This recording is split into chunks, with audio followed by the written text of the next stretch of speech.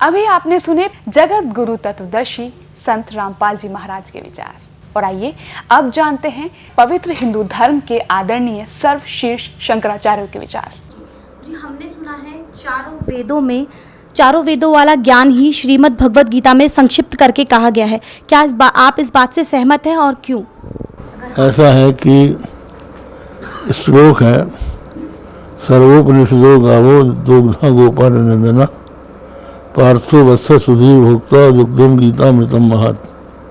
समस्त उपनिषद गऊ हैं और उनको दोहने वाले भगवान श्री कृष्ण हैं, अर्जुन बछड़ा है और गीता अमृत दूध है। उत्तम और अनुत्तम में क्या अंतर है? उत्तम कहते हैं जो श्रेष्ठ हो और अनुत्तम उसको कहते हैं जिससे श्रेष्ठ कोई ना हो। गीता अध्याय 7 श्लोक 18 में गीता बोलने वाला भगवान अपनी साधना को अनुत्तम क्यों कह रहे हैं? इसलिए कह रहे हैं कि उनकी साधना वेद प्रतिपाद्य है, तो वेद के अनुसार साधना करना सर्वश्रेष्ठ है, उससे श्रेष्ठ कोई नहीं। जी महाराज जी, मेरा अगला सवाल ये है कि गीता ज्ञान दाता गीता अध्याय 18 श्लोक 62 में अपने से किसी अन्य परमेश्वर की शरण में जाने को कह रहा है, वो परमेश्वर कौन है? कहाँ पर क्या कहा है? गीता ज्ञान दाता गीता अध्याय 18 श्लोक 62 में। अच्छा, 18 में तो ये है कि ईश्वर सर्वभूतानां, श्लोक बोल देते हैं, हृदय सेर्जुन तिष्ठति ब्राह्मण सर्वभूतानां हृदय सेर्जुन तिष्ठति तमेव शरणं गच्छ सर्वभावेन भारत तत्प्रसादात् परम शांतिम स्थानं प्राप्स्यसि शाश्वतम्। इस श्लोक का आप उल्लेख कर रही हैं। इसका अर्थ यह है कि ईश्वर सब प्राणियों के हृदय देश में रहता है और उनको उनके कर्मानुसार भ्रमाता है। उस परमात्मा की सर्वभाव से आप शरण में जाइए, उसके प्रसाद से आपको परम शांति और शाश्वत स्थान प्राप्त होगा। ये कहने पर अर्जुन को संतोष नहीं हुआ, तो अर्जुन को भगवान ने बताया कि वो मैं ही हूँ। सर्वधर्मान परित्यज्य मामेकं शरणं व्रज। जी, श्रीमद् भागवत गीता 18 श्लोक 66 में व्रज शब्द है। इसका अर्थ जाना, प्रस्थान करना है, परंतु सर्व अनुवाद कर्ताओं ने व्रज का अर्थ आना किया है। कृपया इसे स्पष्ट करें। ऐसा है, ब्रज घतौ धातु है, तो ब्रज घतौ धातु के इसमें आता है गति अर्थक है। ये गति के 4 अर्थ होते हैं, गति गमन, गति ज्ञान, गति मोक्ष, गति प्राप्ति। तो यहाँ पर जो गत्यर्थक ब्रज धातु है उसके लोट लकार के मध्यम पुरुष के एक वचन में ब्रज बनता है। तो ब्रज का अर्थ है अवगच्छ, अर्थात मुझको जान। नैनम अविदितो देवो भुनक्ति। ये सिद्धांत है कि जब तक परमात्मा को नहीं जान लेता तब तक परमात्मा उसकी रक्षा नहीं कर सकता, इसलिए तुम उस परमात्मा को जानो।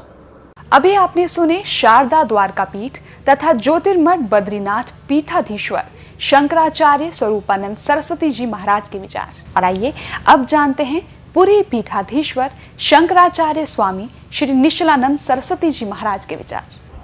शंकराचार्य जी, हमने सुना है कि चारों वेद वाला ज्ञान ही श्रीमद् भगवत गीता में संक्षिप्त करके कहा गया है। क्या आप सहमत हैं?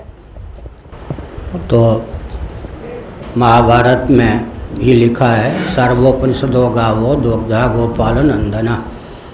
वेदों का तात्पर्य, वेदों का जो शिरोभाग उपनिषद है उसमें सन्निहित है। उपनिषदों का मंथन करके श्रीमद् भगवत गीता की अभिव्यक्ति हुई है। तो शंकराचार्य जी, उत्तम और अनुत्तम में क्या अंतर है? अच्छा, यह गीता में आया है अनुत्तम, मतलब जिसके समान और कोई उत्तम ना हो, उत्कर्ष, उत्कृष्ट कर, द्योतक। तो शंकराचार्य जी गीता के अध्याय 7 में और श्लोक 18 में गीता बोलने वाले श्री भगवान अपनी साधना को अनुत्तम क्यों कह रहे हैं?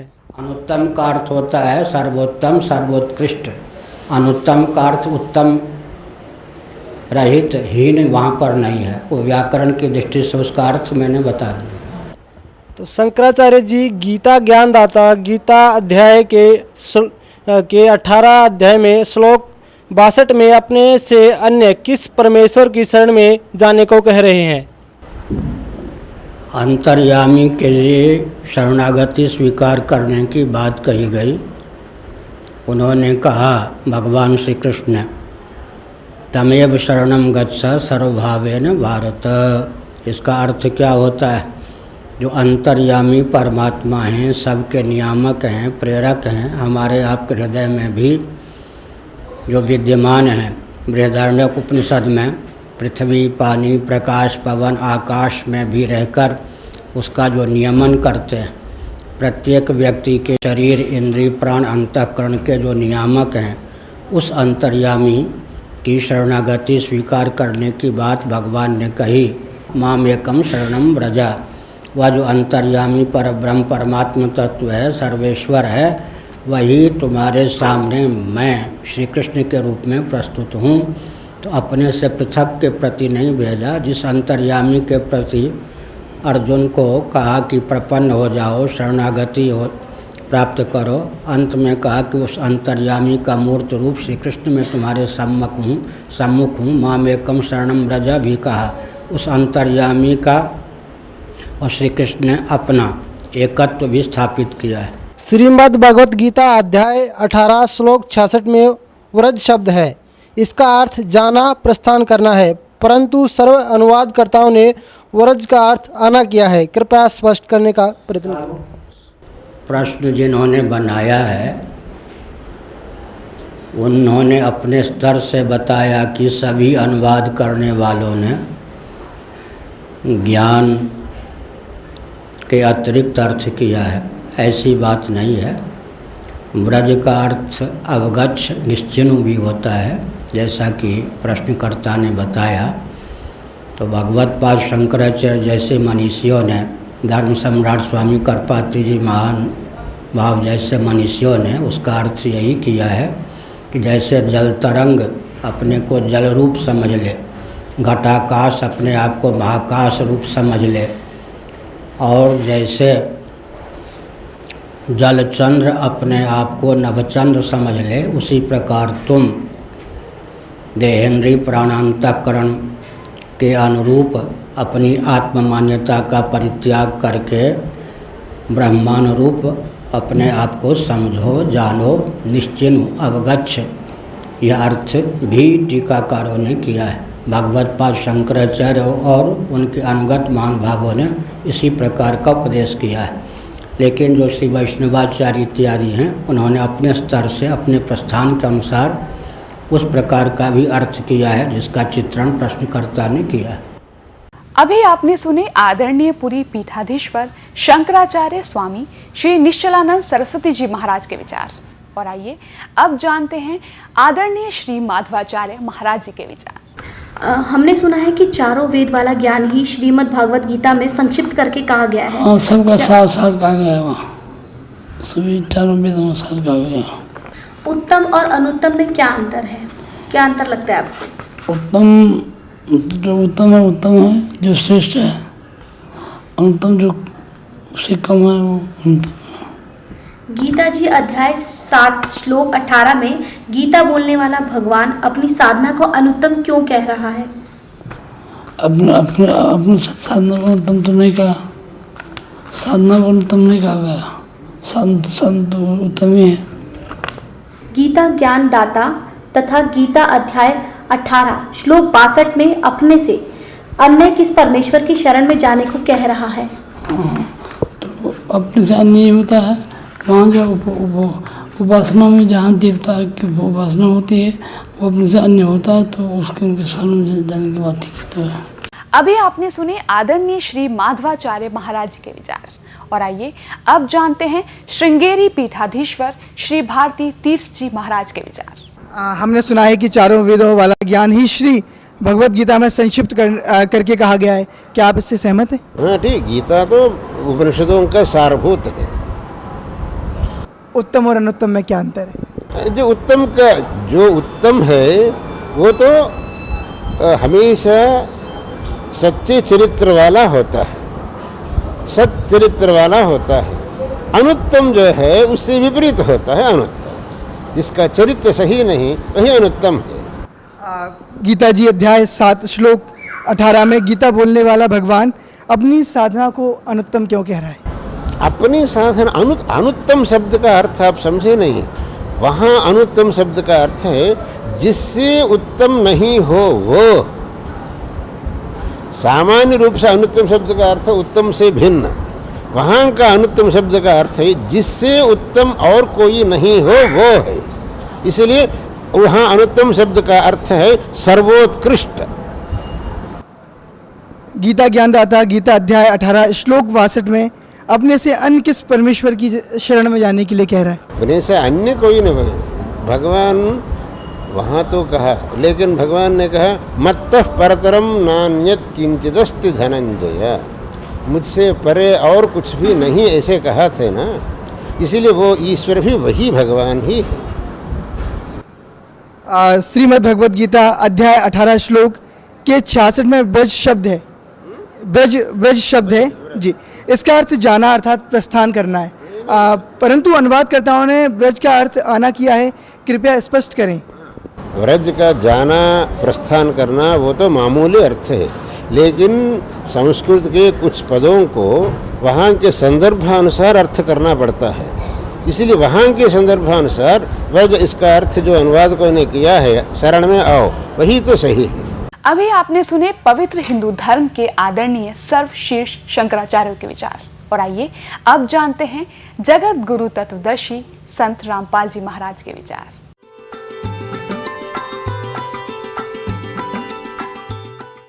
सतगुरुदेव की जय। बंदी छोड़ कबीर परमेश्वर जी की जय। बंदी छोड़ गरीबदास जी महाराज जी की जय। स्वामी राम देवानंद जी गुरु महाराज जी की जय हो। गरीब नमो नमो सतपुरुष को नमस्कार, गुरु की नहीं सुर नर मुनि जन साधुओं संतों सर्वसदी नहीं। सतगुरु साहेब संत सब दंडोतम प्रणाम, आगे पीछे मध्य हुए तिनको जा कुर्बान। तो पुण्यात्माओं, आप जी को सत्संग प्राप्त नहीं हुआ, क्या कारण रहा कि हमारे जो धर्म गुरु थे वो संस्कृत अवश्य जानते थे, लेकिन अध्यात्म ज्ञान शून्य था उनका। वे तत्व ज्ञानहीन थे और हैं अभी तक। हमारे धर्मगुरु कौन हैं? आचार्य, शंकराचार्य और अन्य मंडलेश्वर, ये सब हमारे धर्मगुरु हैं। तो पुण्यात्माओं, तो ये तो बता दिया परमात्मा ने गुण तीनों की भक्ति में ये भूल पड़ो संसारे, कह कबीर निज नाम बिना कैसे उतरो पार। निज नाम यानी सतनाम के बिना, उस सच्चे नाम बिना पार कैसे होगे?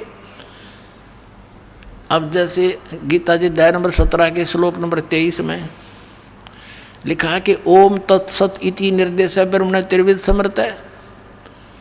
सच्चिदानंद घन ब्रह्म के पाने की इस 3 मंत्र की साधना करनी होगी।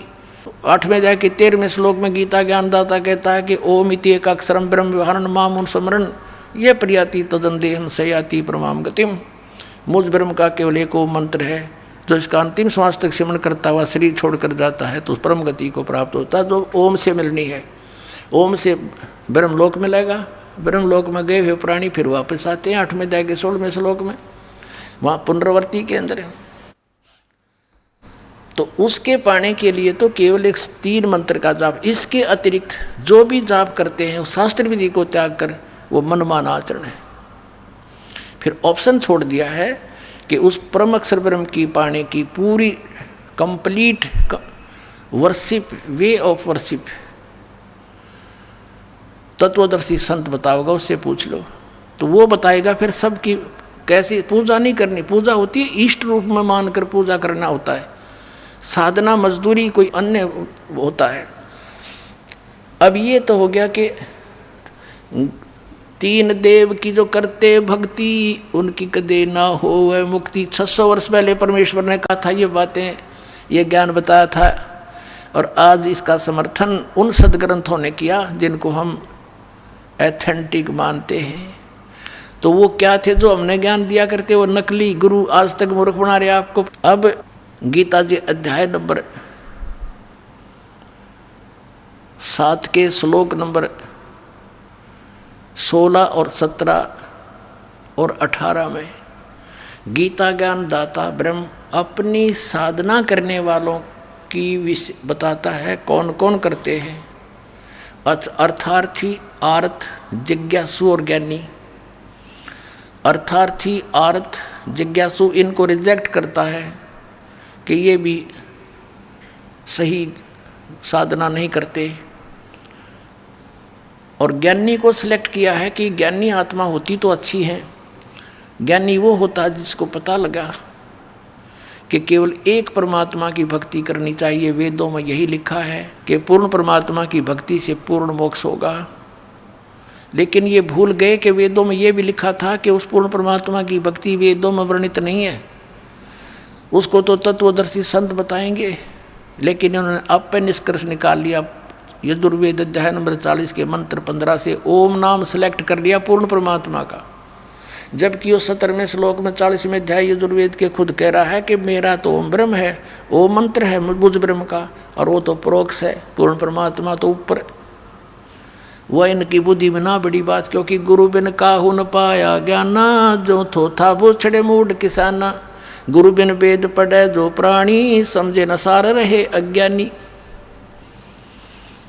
जिस कारण से इन्होंने, इन ज्ञानियों को ये तो पता लग गया कि उपासना नहीं करनी, तीनों गुणों की पूजा, रजगुण ब्रह्मा सतगुण विष्णु तम गुण शिव जी की भी नहीं करनी चाहिए। तो इन्होंने ये भी ज्ञान हुआ कि मनुष्य जीवन केवल परमात्मा प्राप्ति के लिए मिलता है, इसमें भगवान प्राप्ति साधना भक्ति नहीं हुई तो व्यर्थ है। इनको ज्ञानी कहते हैं। तो इनको तत्वदर्शी संत ना मिलने से गीता ज्ञानदाता कहता है, ये 7वें अध्याय के 18वें श्लोक में, ये ज्ञानी आत्मा है तो अच्छी उदार है, लेकिन ये मेरे वाली अनुत्तम यानी घटिया अश्रेष्ठ गति में स्थित हैं। ये मेरे वाली अनुत्तम गति में स्थित हैं। कौन सी गति? 8वें अध्याय के 13वें श्लोक में कहा है कि जो मुझ ब्रह्म के ओम नाम का जाप करते हैं, करता हुआ शरीर छोड़कर जाता है, मुझ ब्रह्म का जाप करता हो जाता हो, वो उसको परम गति होती है। कौन सी? ओम नाम से होने वाली परम गति। वो कहाँ? ब्रह्मलोक में जाता है। ब्रह्म 8वें अध्याय के 16वें श्लोक में लिखा गीता जी में, ब्रह्मलोक पर्यंत भी जन्म मृत्यु में आते हैं। और गीता के अन्नदाता स्वयं कहता 4थे अध्याय के 5वें श्लोक में, और 9वें श्लोक में, 2रे अध्याय के 12वें श्लोक में, 10वें अध्याय के 2रे श्लोक में गीता जी में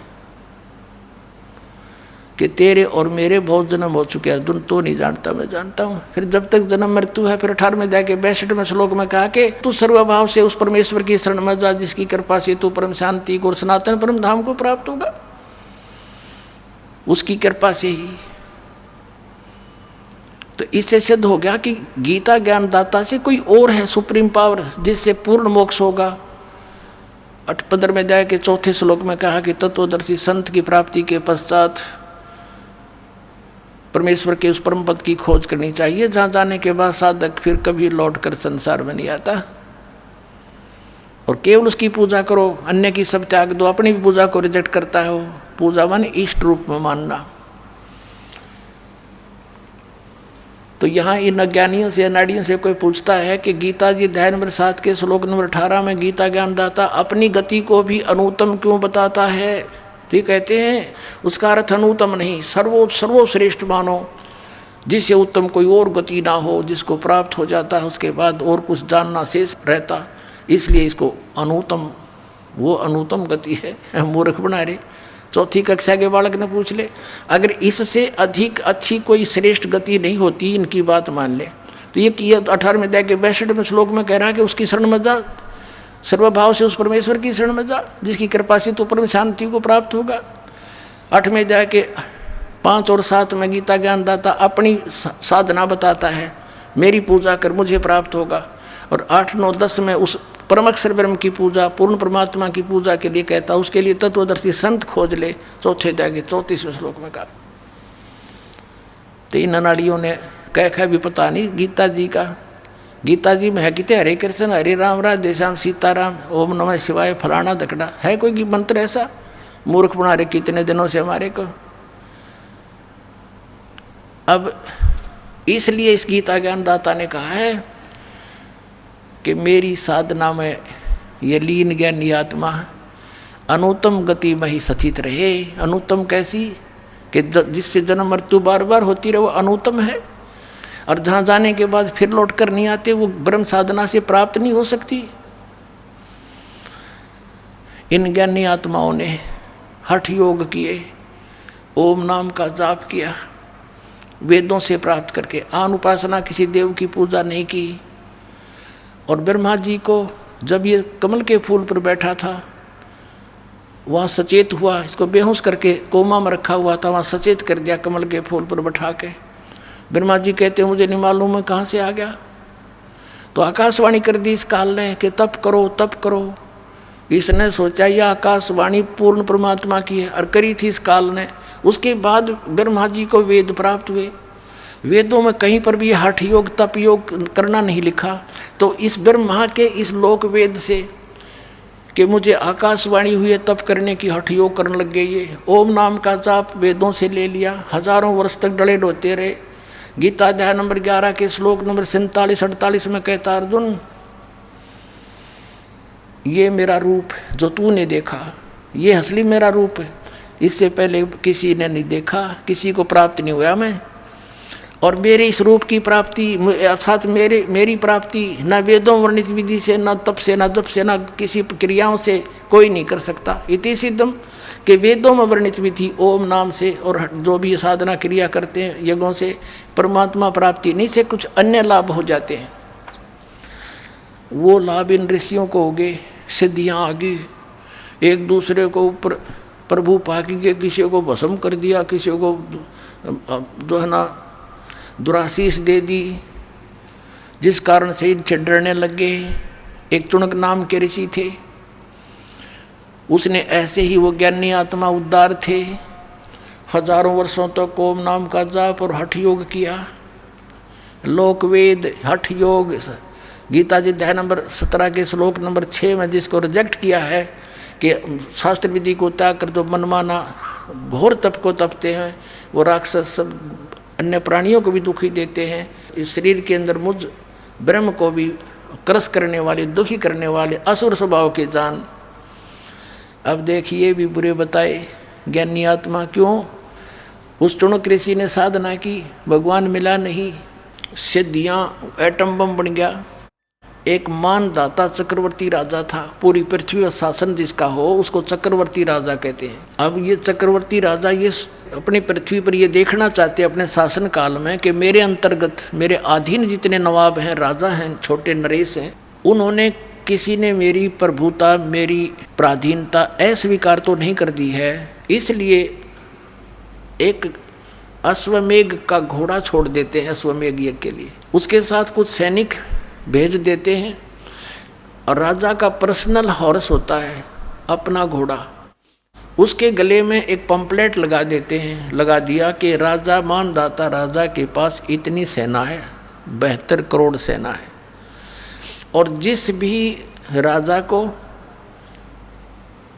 इस मानदाता चक्रवर्ती राजा की पराधीनता स्वीकार ना हो, घोड़े को पकड़ लो, अपने पास बांध लो और युद्ध के लिए तैयार हो जाओ। पूरी पृथ्वी पर वो घोड़ा घूम आया, सब ने पढ़ लिया पंपलेट कि 72 करोड़ सेना, सब चुप हो गए। किसी ने हिम्मत नहीं की घोड़े को पकड़ देने की, अर्थात युद्ध करने की। तो पूरी पृथ्वी पर विजयी साबित हो गया। वो वापस आ रहे थे, चुनक ऋषि वहाँ तपस्या किया करता था, उसकी कुटिया के पास से वो गए थे, वहीं से वापस आ रहे थे। उसने पूछा कि सैनिकों ये घोड़ा खाली क्यों है, इस पर सवार क्यों नहीं, बाकी पर तुम सब विराजमान हो, सवार हो।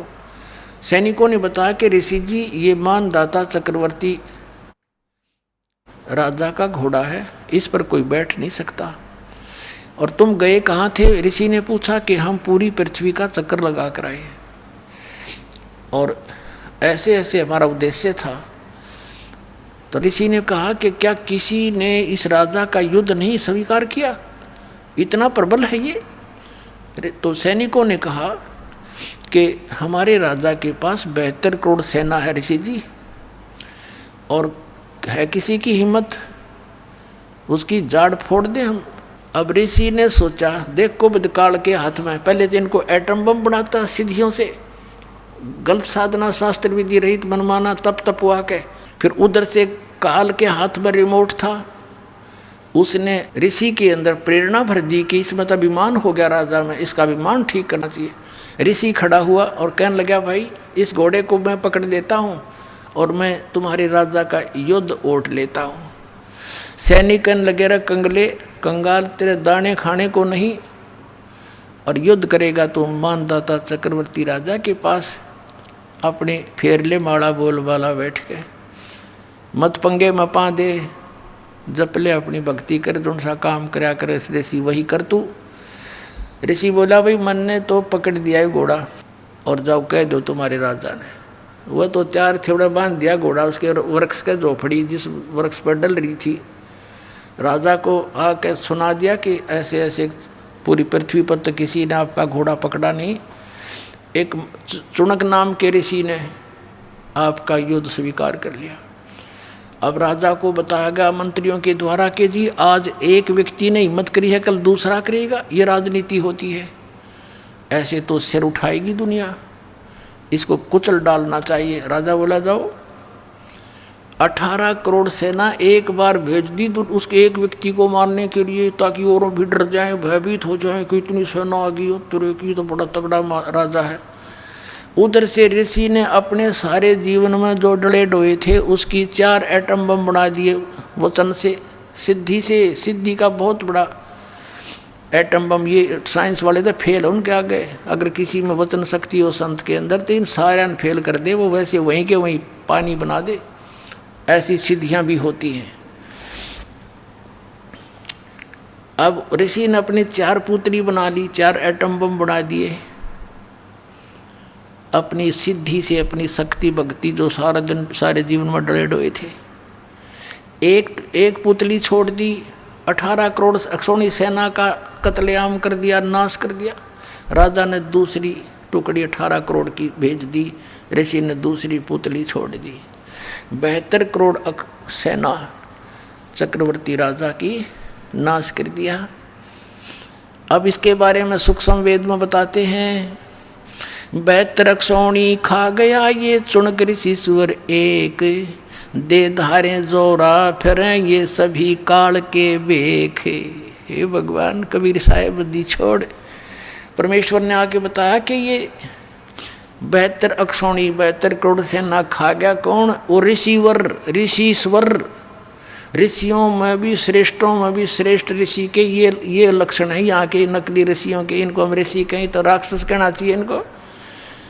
बता ऋषि का के मतलब पंगा लेने का, वो अपनी भक्ति करे, राजा अपना काम करे, जाने तो करता रहे। तो ये राक्षस स्वभाव को धारण किए हुए ये ऐसे लोग हैं। और इसलिए गीता ज्ञानदाता कहता है मेरी साधना भी उत्तम नहीं अनुत्तम है, इसे कुकर्म करेंगे फिर ये बाद में इसको करके ने। अब क्या बताया भगवान ने, कबीर साहब ने, कि 72 अक्षौणी खा गया, कत्लेआम कर दिया, सन खा ली वो। और चुनक ऋषिश्वर एक, ये दे धारे मौत फिरे, जोरा माने मौत तुम न ऋषि को, ये तो चलते फिरते जल्लाद हैं जल्लाद। थोड़ा सा इन्हें छेड़ दे जब तेरा जो नाश होगा, पहले संतों के ये काम होया करें। कबीर परमात्मा आए थे, भगवान पत्थर मारे, डले मारे, तेल के उबलते हुए सरसों के कढ़ाई में डाल दिया, टुकड़े टुकड़े कर दिए, फिर भी खड़े पाए मालिक, और किसी को बद्दुआ नहीं दी। ये होते महात्मा, सर्वगुण संपन्न है कबीर परमात्मा। वो पूर्ण विद्वान वही थे, जगत गुरु वही थे, और तत्वज्ञानी तत्वदर्शी संत वही थे, विद्वान वही थे, और भगवान वही है। अब कहते हैं 72 अक्षौणी खा गया वो चुनक ऋषिश्वर एक, ये दे धारे मौत फिरे। ये जोरा, जोरा माने मौत, ये ऋषि दे धारे मौत फिरे। ये सभी काल के भेख ब्रह्म तक की साधना की, इसे भेख माने टोल के टोल, झुंड के झुंड, ऐसे तो ये। और फिर क्या होगा इसके साथ?